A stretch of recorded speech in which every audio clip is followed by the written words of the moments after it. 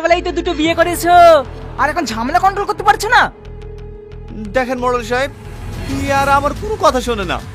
আমি যদি কিছু বলতে যাই তাহলে আমার সঙ্গে খুব খারাপ ব্যবহার করে। দেখো, আমি সাফ সাফ বলছি, তোমাদের জন্য যে গ্রামের লোকের অসুবিধা হোক সেটা আমি চাইনি। তুমি যখন দুটো বিয়ে করেছো, ঝামেলা কন্ট্রোল করতে পারছো না, তাহলে একটা বউকে বাড়িতে রাখো, আর একটা বউকে অন্য জায়গায় জমি কিনে ঘর করে দাও, তাহলে তো সব সমস্যার সমাধান হয়ে যায়। সে নয় তো বুঝলাম, কিন্তু জমি কিনে ঘর করা সে তো অনেক টাকার ব্যাপার। অত টাকা পাবো কোথায়? সেটা তোমার দুটো বিয়ে করার আগে ভাবতে হতো।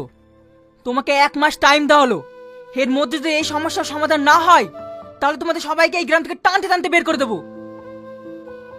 ঠিক আছে মোড়ল সাহেব, আমি যা করে হোক কাকা বাড়ি করে দেবো।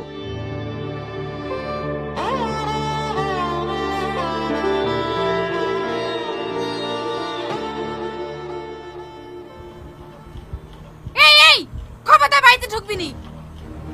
বুড়ি রুটি খাবে বুঝলে তো, তাই হোটেল থেকে রুটি নিয়ে এসছি। মুসলিমা, মুসলিমা, একে তুই রুটি আনতে বলে